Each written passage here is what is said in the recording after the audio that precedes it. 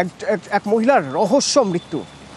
অভিযোগ উঠছে যে বিয়ের পর থেকেই তার উপর নির্যাতন করত তার শ্বশুর বাড়ির লোকজন।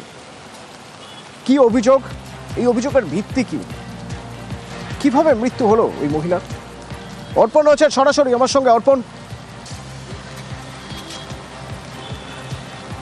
একদমই অতনু, যেটা অভিযোগ করা হচ্ছে যে তার স্বামীর বিবাহ বহির্ভূত সম্পর্ক ছিল এবং সেটা জানার পর থেকেই নানাভাবে তাকে মানসিক এবং শারীরিক অত্যাচার করা হতো এবং বিয়ের পর থেকে তারা যৌতুক হিসেবে যেগুলো দেওয়া সেগুলো প্রত্যেকটি দেওয়ার পরেও বিভিন্ন সময় টাকা চেয়ে চাপ দেওয়া হতো এবং এই যে বিষয় যেটি বিবাহ বহির্ভূত সম্পর্ক সেটি জানার পরেই কিন্তু মানসিক অত্যাচারটা অনেকটা বেড়ে যায়।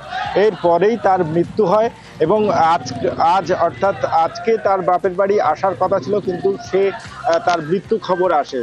এরপরেই পরিবারের তরফ থেকে খুনের অভিযোগ দায়ের করা হয়েছে, মৃতদেহ উদ্ধার করে ময়নাতদন্তের জন্য পাঠানো হয়েছে এবং মৃতের পরিবারের তরফ থেকে যে অভিযোগগুলো করা হয়েছে প্রত্যেকটি অভিযোগ খতিয়ে দেখা হচ্ছে কুলতলি থানার পক্ষ থেকে।